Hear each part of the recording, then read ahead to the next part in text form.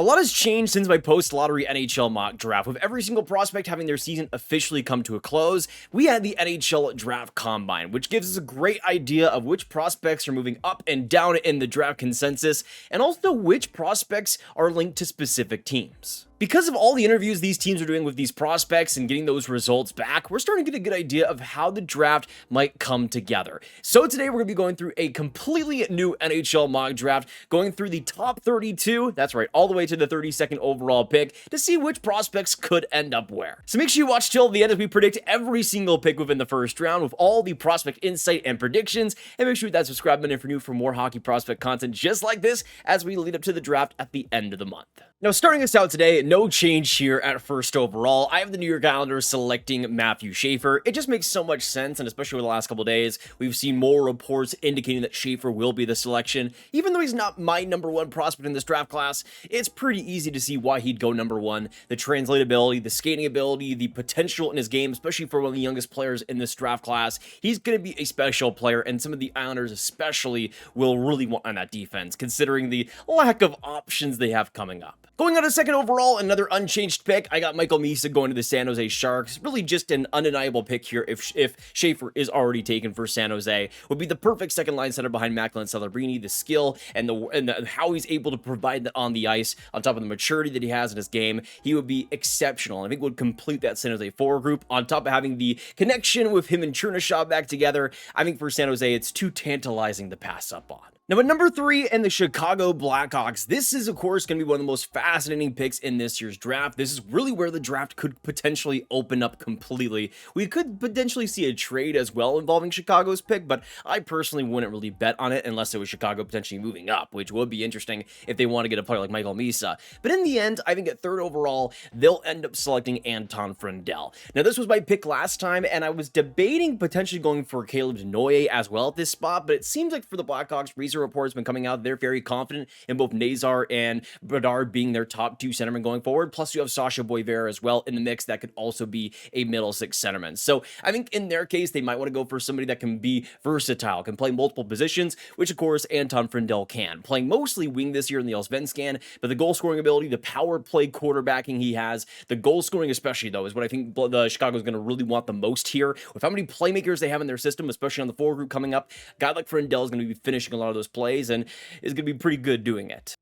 Plus, for Chicago, how much I think they're going to prioritize physical builds in this year's draft, guys that can play heavy games. Anton Frondell definitely does that. Of course, we also have Porter Martone as an option, but I think we're going to see a big trend in this year's draft going for centermen and big defensemen, and Frondell, of course, does that. He can be a center, he can be a wing, he can be versatile. In Martone's case, I think Chicago might be scared that he might not be as physical as he was maybe advertised to be, whereas in Frondell's case, he's one of the most physical players of this class. But now we move on to fourth overall and the Utah Mammoth, and I think Chicago is where the draft opens up a little bit. I think Utah is where things could get absolutely nuts, and I would say typically I would go for a Porter Martone in this case. I think he could be a perfect addition for that Utah team, adding top end skill as well as potential to be a great power forward.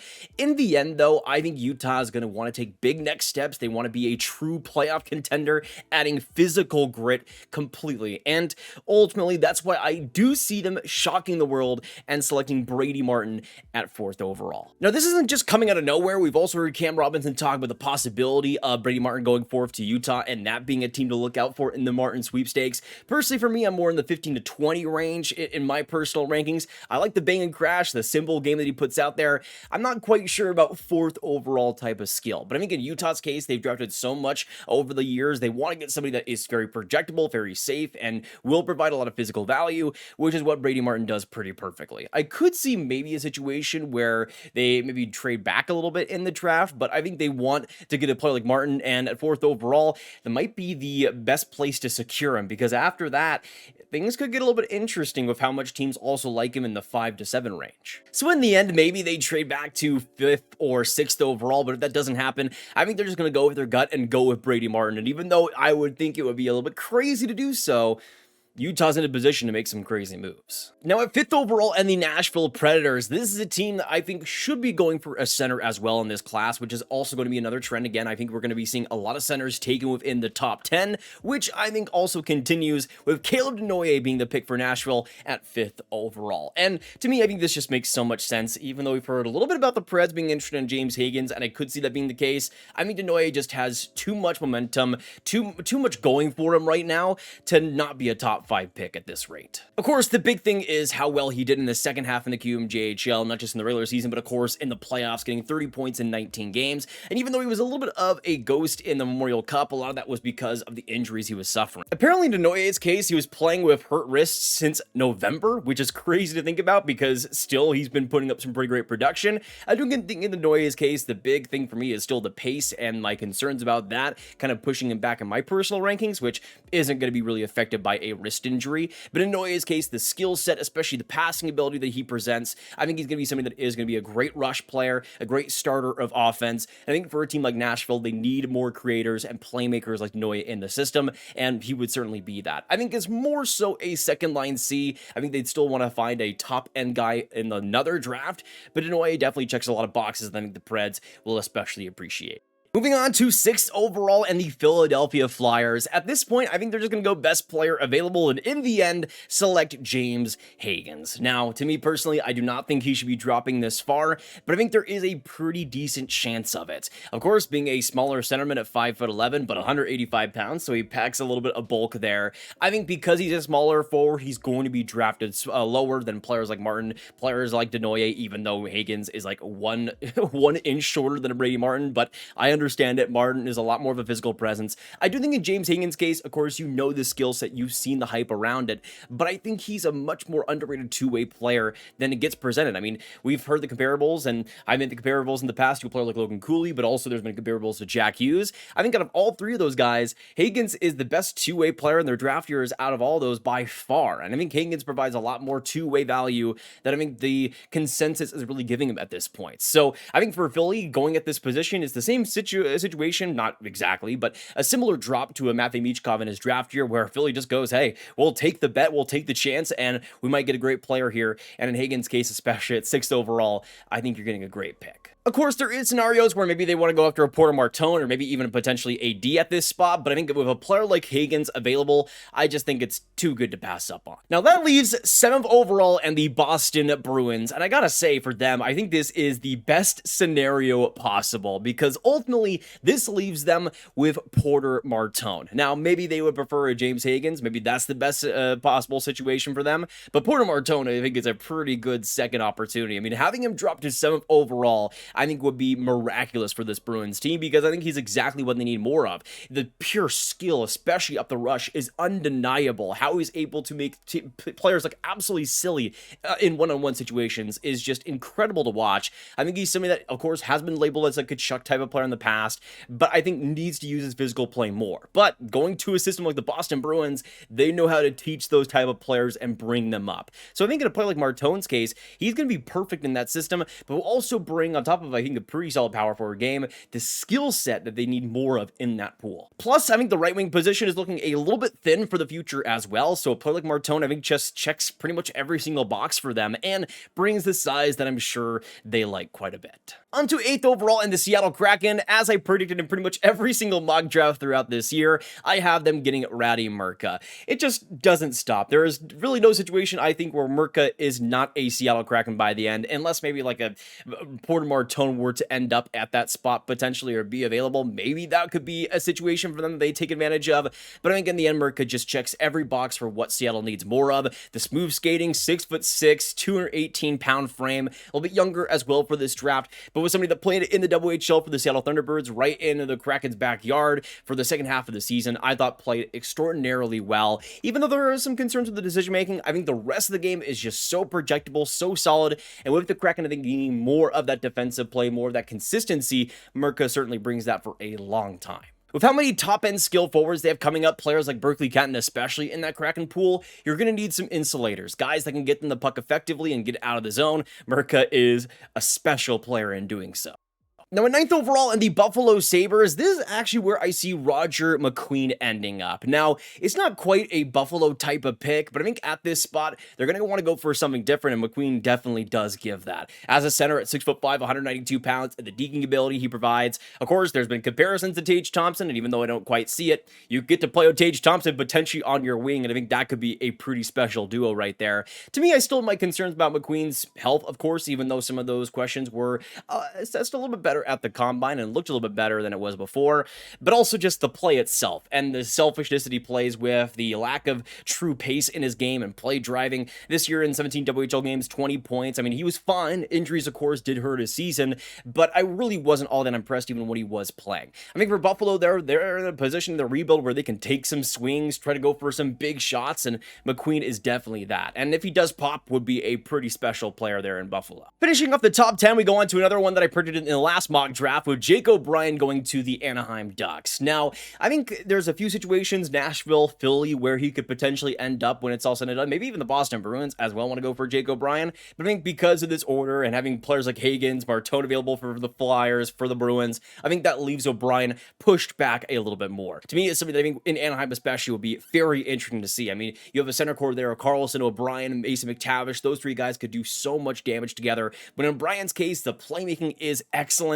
The vision and the opportunistic style he presents is incredible. And if you just get a little more consistency out of him, if you, of course, teach him to shoot a little bit more and use his body a little bit more as well, I think there's a great base to build on here, though, with the offensive game. And I think the Ducks especially could really use that extra little bit of piece at the center position. Maybe Brady Martin fits them a little bit better in terms of what they want to go for, but I don't think he's going to be available at number 10 whatsoever. Now, at number 11, after the Jake O'Brien pick, I think this is where the draft really starts to open up, and of course, we got the Pittsburgh Penguins at this selection, and the more I think about it, the more I think that Lyndon Lakovic could actually be a really good fit for the Penguins. He just feels like a Penguins pick to me. It's hard to describe it, but of course, big size, but I think the big thing in Lakovic's case is the skill set, the one-on-one ability, the rush offense. He is somebody that wants to make big plays, wants to make big dekes, and put his team on his back, really. He's somebody that wants to make that big highlight reel play at the biggest times and be that clutch scorer. And in his case, he's pretty good at doing so. Not the biggest amount of offense this last year,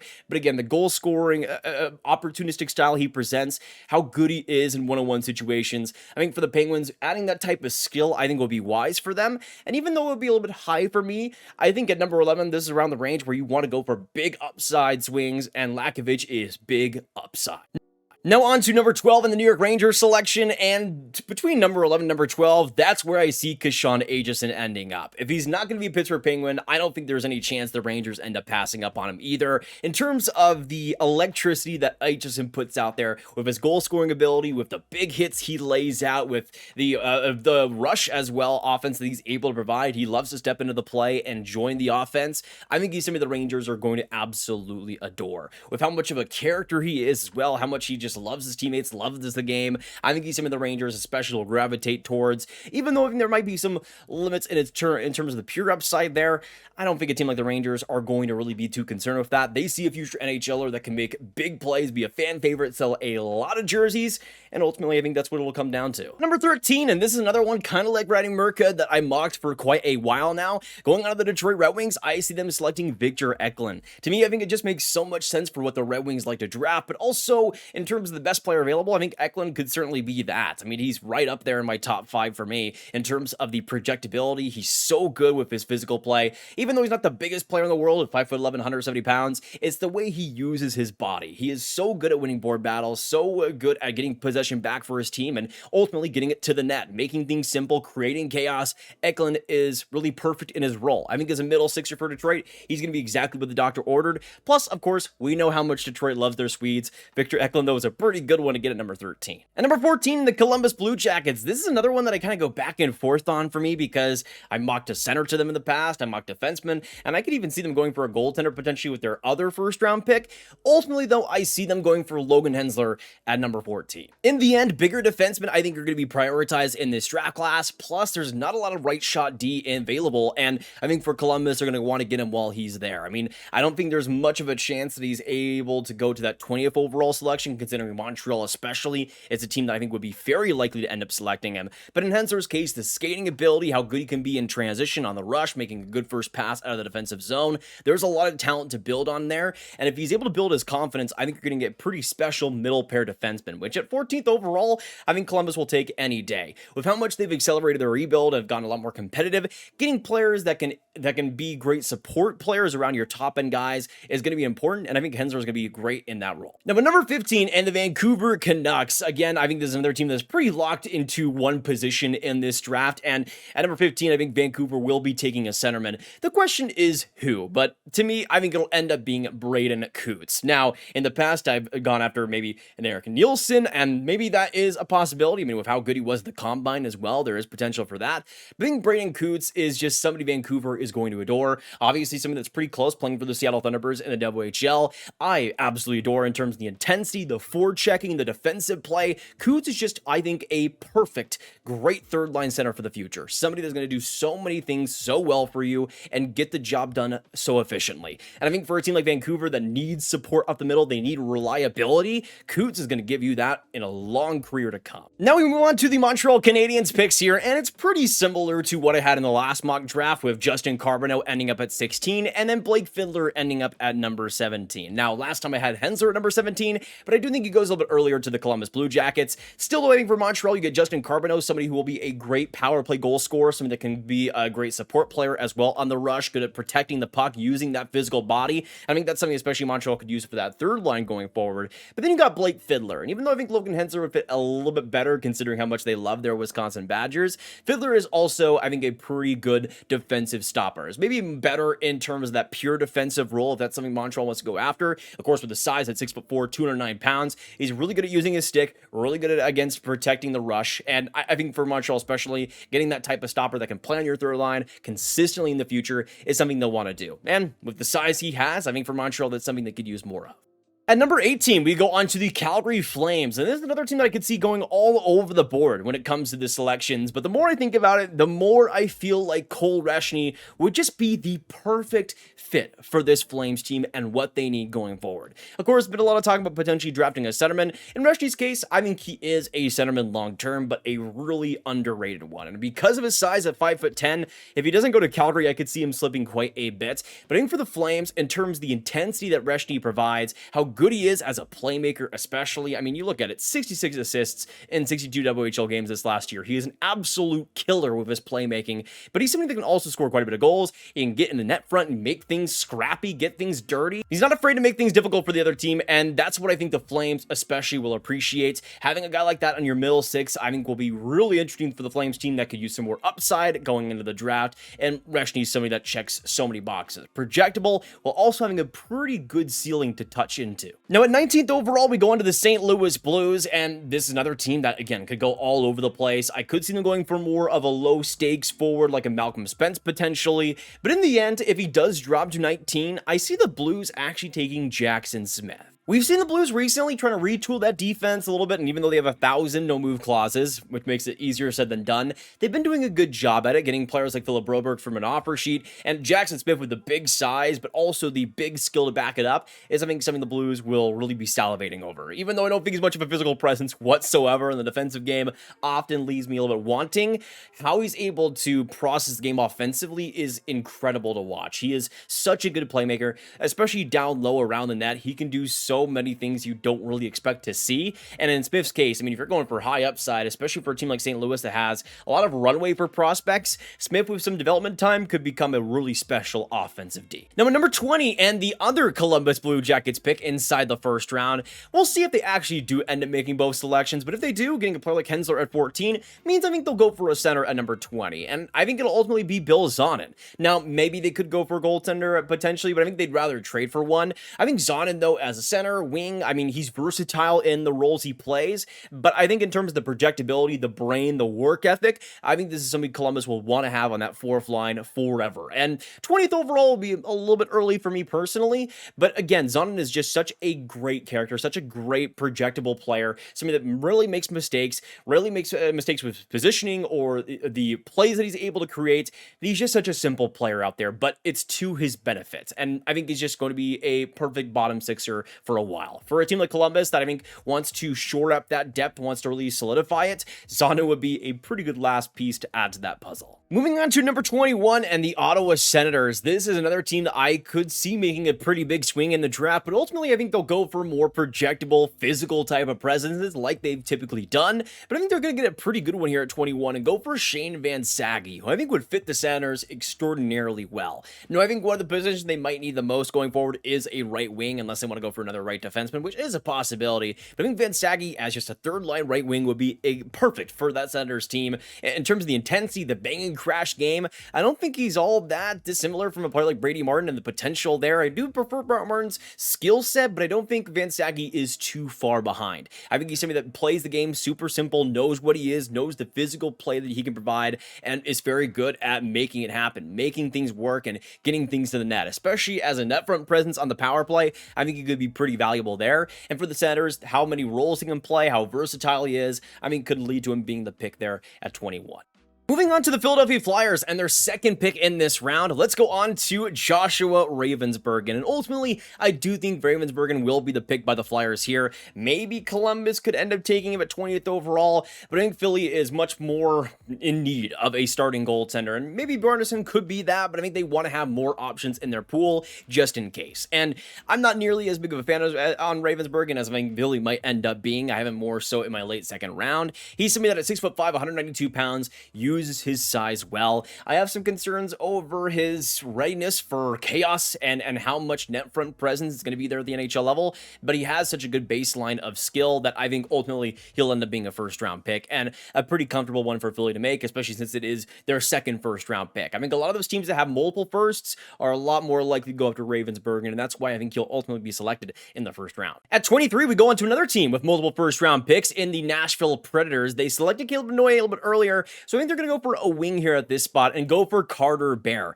who I think will slip a little bit in this draft, but I don't quite frankly think he should, even though yes, he is a smaller forward, and I think he'll slip for the same reasons Victor Eklund will, where he's a lot more of an intense board battle winning player that has smaller size, so that might worry some teams out there. I don't think it really should, because Carter Bear, like Victor Eklund, is so good at using his physical body to create chaos, to create havoc, use it in a forward-checking role, but I think ultimately Bear's goal scoring will set him apart. I think especially in Nashville's pool, with how many playmakers they have coming up, a player like Noye, especially as a premium playmaker, Bear is going to be finishing those opportunities. And I honestly think Bear and Noye, those two guys together, would be an excellent duo to have for the future. Number 24 and the LA Kings, I think for them, they're going to want to continue to build upon their brand of just very safe, projectable type of players. Liam Greentree may be the only exception in that prospect pool right now, but I think ultimately at number 24, they'll end up selecting Malcolm Spence. So I think at this spot would actually be a pretty solid pick. I think it's going to be a great third line forward in the future, bringing passion, intensity, and just an overall two-way game that should not be trifled with. I think for the Kings especially, they're going to be getting a lot of value here in the overall game, the penalty kill, the power play. He just is so versatile, can play so many different roles for you, can play up in the lineup, down in the lineup, and not really skip a beat. And I think for the Kings especially, that type of versatility is going to set Spence apart. Plus, of course, with the LA Kings, they also have Jordan Spence, so they have history in drafting Spences, and I'll just leave it at that. Now, at number 25, we go on to the Chicago Blackhawks, and this is where I think this draft is going to get a little bit silly and get a little bit unpredictable, especially because at number 25, I think the Blackhawks will end up selecting Vaclav Nestrasil, big Czech right wing out of the USHL. When I say big, I mean big, 6'6", 185 pounds, but I think when it comes to Nestrasil, he's one of these players that is big, but plays with so much skill. Like a Daniil Butte before him, for example, he's somebody that just has so much to give on the rush, so many great deking moments, and so many times where he can just make you look silly. This year in the USHL, not the greatest production in the world, but I think he is just extremely raw at this stage, building upon his game, and once he starts to use that physical body more, once he starts to assert himself even more, he, I think, could be a pretty interesting middle six wing. But I think for Chicago, especially, he's going to want to go, especially if they're going to draft a player like Frondell, who's more of a left wing going forward. I think they want to build upon that right wing depth. Nestrasil would be perfect at this spot, and at number 25, I think is around the range I would start to consider him. I think it would still be a little bit of a reach, but in terms of the potential, I mean, this is a great project to take on. At number 26, we go on to the Nashville Predators yet again. Of course, Denoye at the first pick, Bear at the second pick. I think at that point, it's almost a sure thing that they'll end up taking a defenseman, and I think they'll end up taking Shasha Boumediene out of Boston University. I do think they prefer a right D, but I don't think there's anybody here that really speaks to them personally. I think Boumediene would be great for Nashville. We've seen them draft a lot of Swedes in the past. I think for them, they're going to love the skating ability, the puck moving ability as well up the rush. There is some question marks over the decision making and how much that's going to be pushed to the NHL level if it actually can, but I think there is a decent base to build on there in terms of the skill set. I think for Nashville, of how much they prioritize the actual base, the talent, the potential, Boumediene I think would check a lot of boxes for them.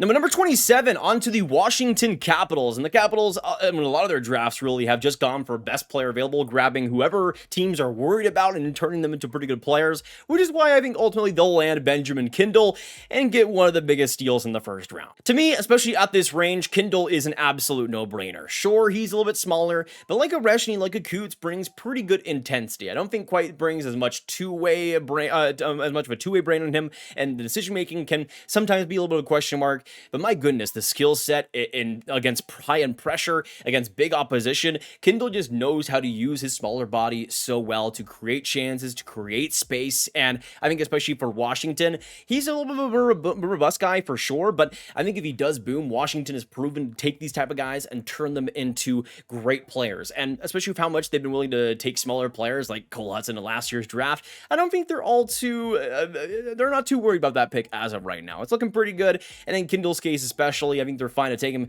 at 27 overall, which I think is great in this range. At 28th overall in the Winnipeg Jets, I think they're going to want to go for a more projectable player at this spot, which I think will end up being William Moore. Now, I have my concerns over the pace of play and the decision-making and how fast he's able to use his brain, but there is still a great base to build on with the physical play he has, how good his hands can be in tight moments. This is somebody that has a lot of skill on him, but just hasn't really been able to completely put it together yet. And there's been times and moments where he's been able to do that. Points at the U18s, points at the NCDP this year, but it's been an inconsistent time for him. I think in Winnipeg system, though, the time that they can give him, the patience they can allow him in their prospect pool, I think he could be just fine, especially as a bottom six centerman. I think he could do that job pretty well, while bringing some skill that if it does pop, could actually be a pretty good asset. Now on to number 29 and the Carolina Hurricanes. This is actually another position where I think the Canes are just going to go best player available, go for another Canadian late in the first round that could turn into a pretty good player in it, Cameron Reed. Now I think the big reason why Reed might end up slipping is one, he's not big, and two, he's a left shot defenseman. And I think in that case,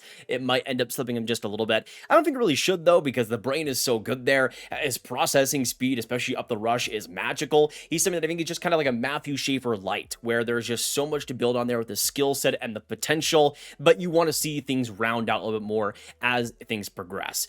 I think because of the lack of size, he's going to end up dropping, but I think for a team like Carolina, again, another team like Winnipeg that could afford to give these guys some patience, I think a player like Reed in a few years' time could actually become a pretty good puck mover for them and an underrated piece. Now going on to number 30 and the San Jose Sharks, of course, with them going for Michael Misa, the defense still being a big need. I think a defenseman pick at this selection is all but a guarantee at this point, and I think Henry Brustevitz fits them the best. Now, they've got Michael Misa at second overall, who has the big connection to their their prospect right now in Igor Chernyshov. They go after Brustevitz, who is quite literally Sam Dickinson's pairing throughout the course of this season as London won the Memorial Cup. So I think for San Jose, they're going to want to replicate that type of success, and getting them back together on the same team could be pretty good for that. I think in Brucevitz's case, as San Jose, of course, needs more right D, I don't think he'd be a bad option whatsoever. I think brings some good physical traits, good passing ability, especially in the offensive zone. I do want to see him be a little bit more explosive with his skating, and I think there is opportunity to do that, but I think he settles in more of a two-way, decent puck-moving defenseman on your third line, or third pair. That's what I mostly see him being. We'll see if he's able to match up to the Sam Dickinson type of potential. I don't quite see that, but at this range, getting a player that can play on your lineup, I think is important, and for San Jose, they need right defense, and Brustevitz, of course, is able to do that. But those are my top 32 picks in my updated NHL mock draft after the NHL Draft Combine. A lot to talk about here, and thank you guys so much for tuning in. If you watched all the way to the end, make sure you hit that like button, hit that subscribe, and hit the notification bell if you haven't already for more videos just like this down the line. And of course, comment down below your thoughts on all my picks throughout this first round. A ton of them and a ton of new ones as well to talk about. So let me know your thoughts down below, what you guys agree, what you guys disagree with, and which players you could potentially see your team taking in the first round if they have a pick inside it. Let me know all your thoughts down below. Of course, if you haven't already, share the video with all the hockey fans you guys know online and click on this card if you want to watch some more 2025 draft content and binge it right in one playlist. Thank you guys so much for tuning in though today. Big project here, and I appreciate all your support throughout all the draft content we've done. Still a lot more to come though, and I'll see you guys in the next one. Goodbye.